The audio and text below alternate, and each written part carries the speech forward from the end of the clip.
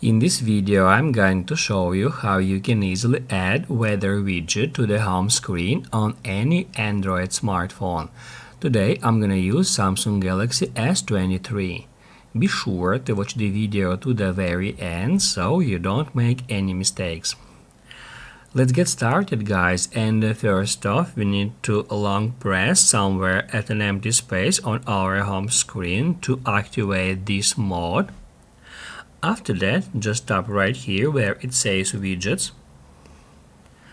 Then scroll down until you find weather.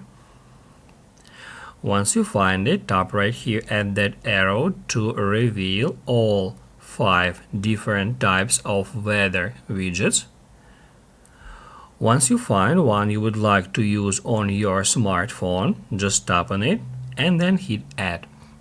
It will immediately place this widget on your home screen, and then you can long press on it, and by dragging it up or down you can move it around. You can place it wherever you want.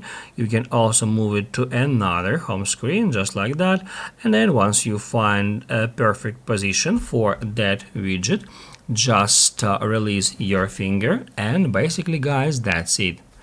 If this video was helpful for you, don't forget to hit the like button.